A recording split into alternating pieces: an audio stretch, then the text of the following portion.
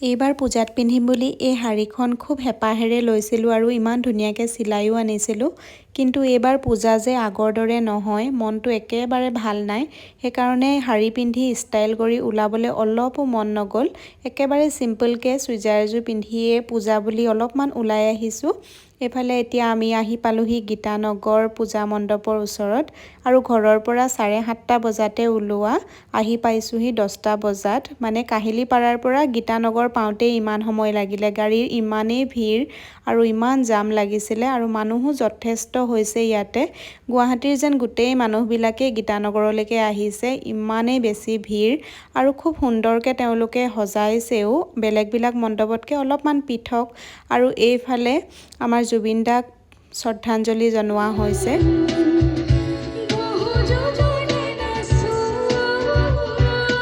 কিয় জানো এতিয়া মায়াবিনী গানটো শুনাৰ লগে লগে সঁচাকৈ অনুভৱ হয় যে জুবিন দা নাই।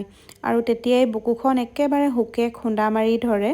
আৰু ইয়াতে গানটো শুনি সেইখিনিত ৰখি থাকোঁতে ইমানেই বেছি দুখ লাগিলে যে মোৰ একেবাৰে চকু পানীয়ে ওলাই গ'ল। এওঁ সেইকাৰণে অঁতৰাই লৈ আহিলে যে ফটো মাৰোগৈ ব'লা বুলি, আৰু ফটো মাৰিলোঁ। তাৰপিছতে এওঁ যে কি কৰি আছে মোক হহুৱাবৰ কাৰণে।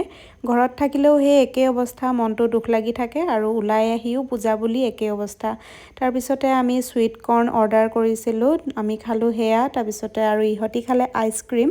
আৰু এইফালে মাক সেৱা কৰিবৰ কাৰণে যি দীঘল লাইন, ঠেলা হেঁচা। আমি সেৱা কৰিলোঁ মাক। তাৰপিছতে এতিয়া আহিলোঁ এইফালে ইহঁতক বেলুন কিনি দিবৰ কাৰণে। পূজা যিহেতু ল'ৰা ছোৱালীৰে, আৰু বেলুন নিকিনাকেতো নহয়ে। ইহঁতি দুটাই কিনিলে বেলুন এটা। তাৰপিছতে এতিয়া ঘৰলৈ বুলি আহিছোঁ আৰু ঘৰ আহি পাওঁতে কিমান সময় হ'ব ঠিকনা নাই। সেইকাৰণে ৰাস্তাতে এয়া ল'লোঁ আমি চিলি চিকেন খাবৰ কাৰণে, আৰু এয়া বিৰিয়ানী লৈছিলোঁ। আৰু ৰাতি প্ৰায় 12:30মান বাজিছিলে এইখিনি সময়ত।